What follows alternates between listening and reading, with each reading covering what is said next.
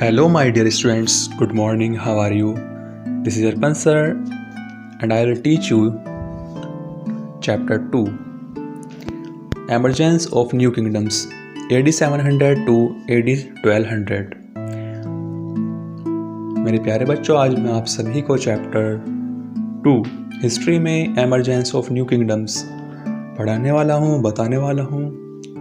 तो I hope कि आप सभी इसको ध्यान से समझेंगे कि because this is very important chapter.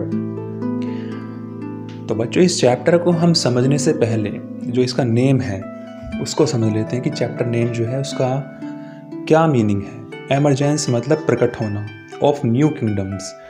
New kingdoms मतलब नए जो राज्य थे, नए राज्यों का उद्भव होना, उद्गम होना, प्रकट होना। वे कैसे प्रकट हुए, लेकिन कौन से नए राज्य जो AD 700 से लेकर AD 1200 के बीच में थे। मतलब हम 500 ईयर्स के बारे में बात करने वाले हैं बच्चों। और in this chapter I will teach you about medieval kingdoms that emerged in the north and south. Cholas, the most powerful kingdoms in the south, Turkish invaders, strategic importance of Kannauj and etcetera. इस chapter में बच्चों मैं आप सभी को काफ़ी important topics discuss करने वाला हूँ, तो आप सभी को ध्यान से समझना है। एक अच्छा स्टूडेंट वही होता है जो अपने टीचर्स की, जो अपने अध्यापक की बात ध्यान से सुनता है और उसको ग्रहण करता है, उसको पूरा करता है। तो चलिए बच्चों, we will not waste our time और now we will start from here. Okay, तो early medieval period saw the rise of powerful kingdom, regional kingdoms बहुत ही नॉर्दर्न एंड सदर्न इंडिया।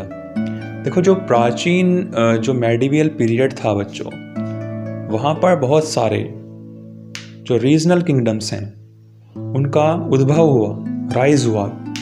चाहे वे नॉर्दर्न इंडिया में हो या फिर सदर्न इंडिया में हो, चाहे फिर वे उत्तरी भारत की बात करें हम या फिर दक्षिणी भारत की।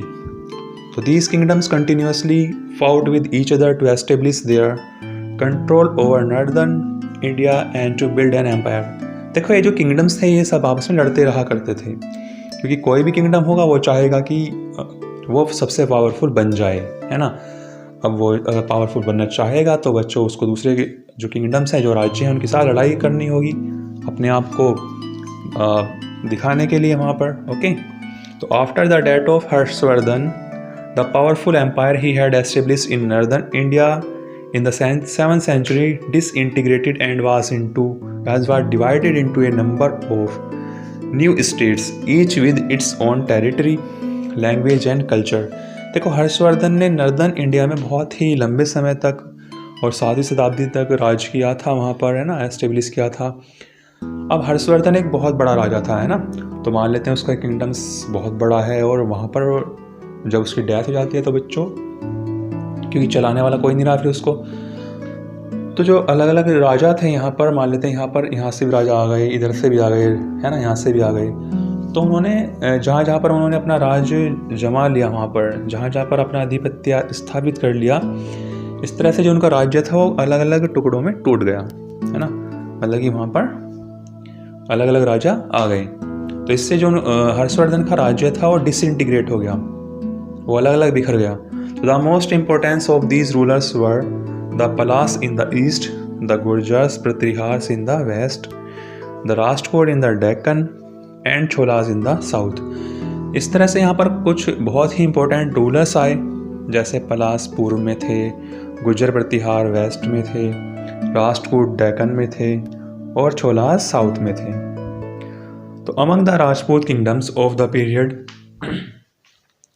द चौमांस और Chauhans were the most powerful.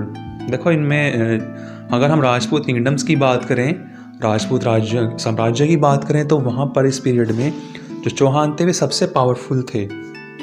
These regional kingdoms were involved in a continuous struggle of for power. और इनका जो रीजनल किंगडम था वो बहुत ही ज़्यादा लड़ाइयाँ लड़ता था, अपने पावर को हासिल करने के लिए लगातार स्ट्रगल करते रहते थे, लगातार संघर्ष करते रहा करते थे वे।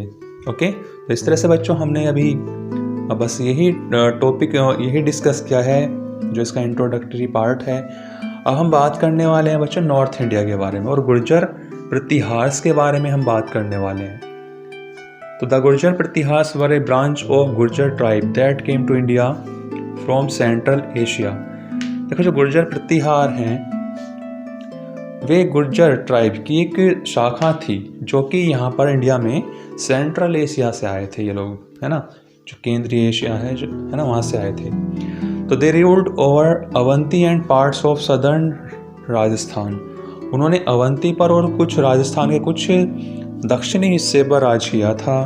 In the 18th century AD the Gurjar came into prominence when Nagbert first defeated the Arabs and prevented them from further advancing into the Indian subcontinent।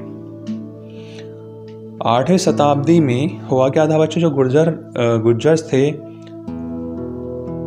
Way India में आए थे। वे तब आए थे जब नागभट्ट फर्स्ट ने डिफीट कर दिया था अरब्स को और उनको रोका गया था जिससे कि इंडिया में ना आ पाए, है ना, क्योंकि अरब के लोग थे वे भी आना चाहते थे इंडिया में, तो उनको रोका गया नागभट्ट फर्स्ट के द्वारा।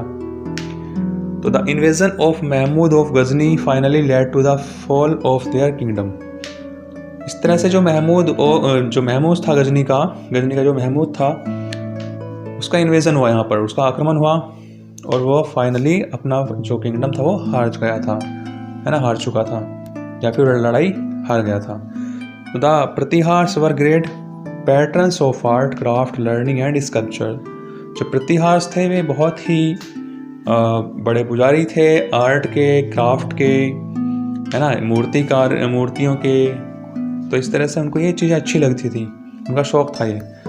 तो they built many temples and building. उन्होंने बहुत सारे मंदिर बनवाए, बहुत सारे भवन बनवाए। The great Sanskrit poet Raja Shekhar belong to the court of Mahendrapala first. He wrote Kavya Mimamsa. देखो यहाँ पर एक संस्कृत पोएट के बारे में बताया गया है जिनका नाम राजशेखर था और ये महेंद्रपाल फर्स्ट के राज्य से बिलोंग करते थे और जिन्होंने एक बुक लिखी थी जिसका नाम था काव्य मीमांसा। ओके, तो इस तरह से जब बच्चों हमने यहाँ तक कंप्लीट किया है। In next class we will discuss our next topic. Okay, so आज के लिए हम इतना ही रखते हैं इस क्लास में। Okay, thank you, bye bye.